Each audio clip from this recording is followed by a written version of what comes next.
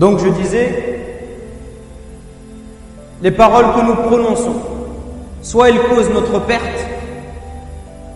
comme dans le verset où Allah dit qu'ils ont été maudits à cause de ce qu'ils ont dit, soit nos paroles, elles causent notre réussite et elles seront la cause de notre entrée au paradis.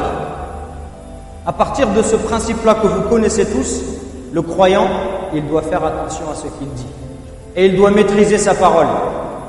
Et si l'on examine, on regarde, on scrute les enseignements de l'islam, on va se rendre compte qu'Allah subhanahu wa ta'ala, ainsi que son prophète, il nous enseigne des paroles extraordinaires, des paroles grandioses, des paroles magnifiques, des trésors, des véritables trésors, pas de l'argent, des vrais trésors, ceux qui causeront notre réussite, Inch'Allah, dans l'au-delà. Et ces paroles, elles sont encore plus extraordinaires qu'elles sont très simples, très courtes. Elles ne sont composées que de quelques lettres. Et ces paroles-là, nous les connaissons, mais nous ignorons leur grand mérite. Parmi ces paroles, il y a une parole dont je vais vous parler ce soir, que vous connaissez. Une parole qui est, comme le dit le prophète sallallahu alayhi wa sallam, une porte du paradis, un des trésors du paradis. Il nous dit également, alayhi salatu wa sallam, que c'est un remède contre 99 maladies, que c'est une protection contre 70 malheurs, et que c'est également une plantation du paradis. Cette parole, c'est la hawla wa la quwwata illa billah. Répétez-le. La hawla wa la quwwata illa billah. Il n'y a de force ni de puissance qu'en Allah subhanahu wa ta'ala. Cette parole, il y a quelques jours, Maouli Bilal l'a abordée également. Ce n'est pas une répétition. Wallahi, c'est une parole tellement riche que l'on pourrait l'aborder des dizaines de fois et nous n'aurions pas fini de découvrir ces trésors. Et je vais vous raconter une petite histoire. Une histoire qui est citée dans beaucoup de commentaires du Coran. Chez l'imam al-Qurtubi, chez l'imam al-Baghawi, chez l'imam Ibn Kathir, même si certains savants doutent de son authenticité, quoi qu'il en soit, c'est une très belle histoire. Aouf ibn Malik al-Ashja'i, ce compagnon, il est parti voir le prophète sallallahu alayhi wa sallam. Pour quelle raison? Parce que son fils Salim était fait prisonnier. Il a été fait prisonnier.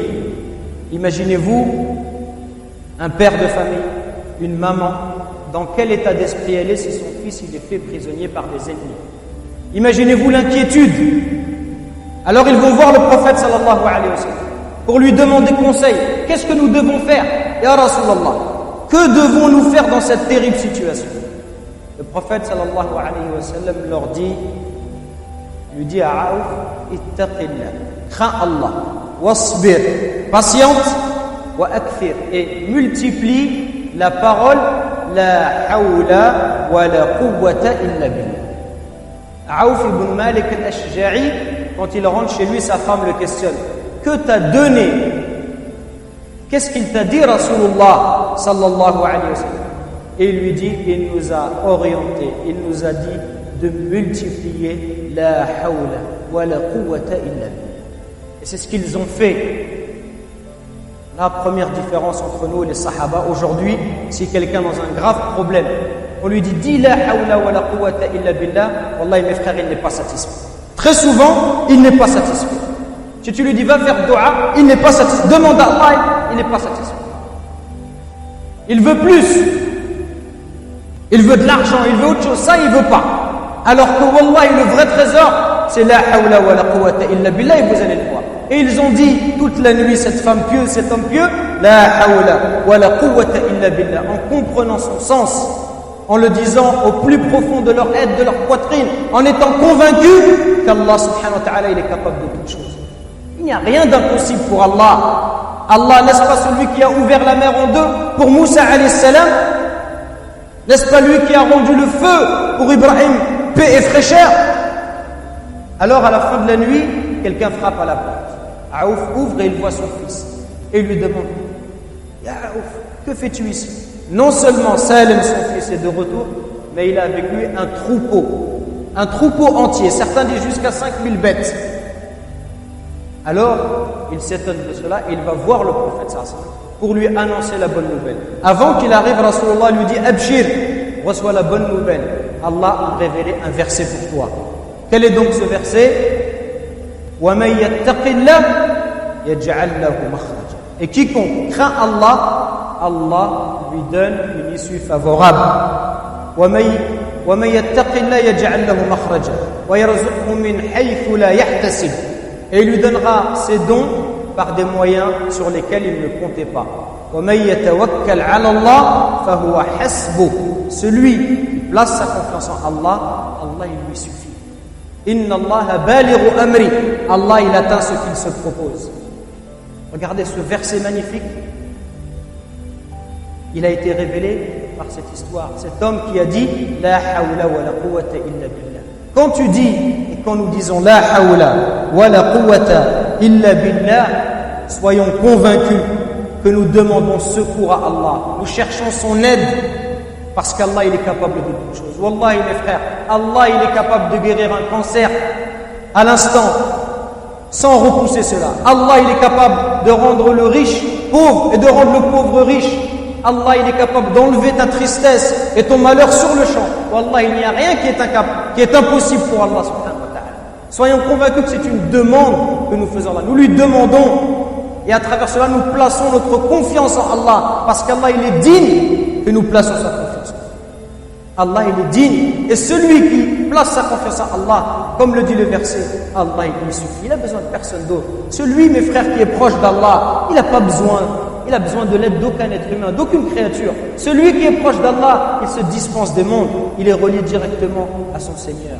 Donc, comme beaucoup de Sahaba l'ont dit, le prophète, il recommandait souvent à ses compagnons de multiplier cette parole. Et Wallah, c'est le conseil que je donne. Et avant de vous le donner, je me l'adresse à moi-même. Vivons avec ces paroles. Wallah, ce sont des petites paroles. En une minute, combien de fois nous pouvons dire la hawla wa la quwwata illa billah? Ce sont des petites paroles magnifiques. Ce sont des paroles grandioses. Et Wallah, elles sont capables, ces paroles-là, elles sont capables de changer notre vie. Et si elles ne changent pas notre vie, le problème, il n'est pas dans la hawla wa la quwwata illa billah. Le problème, il est dans notre cœur. Ainsi, ils ont donné une image des savants, je finirai là-dessus.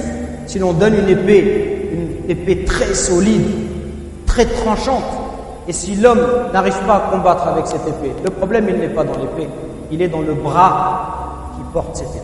Ce bras, il n'est pas suffisamment fort. À nous de nous entraîner et d'éduquer nos femmes et nos enfants à multiplier ces paroles. La hawla wa la quwwata illa billah. Subhana rabbika rabbil izzati amma yasifun. Wa salamun ala al-mursalin. Walhamdulillahi rabbil alamin. Je vous remercie pour votre attention et je vous rappelle que demain, après Salat al-Maghrib, il y aura la première conférence mensuelle. Demain, après la Salat du Maghrib, sur le thème de la masjid, entre hier et aujourd'hui. Et vous êtes donc tous invités à y participer, ainsi que tous les lundis et tous les vendredis. Après la Salat du Maghrib également, il y a des petites interventions courtes de 10 minutes. Donc nous vous invitons à participer avec nous au Jazakumullah.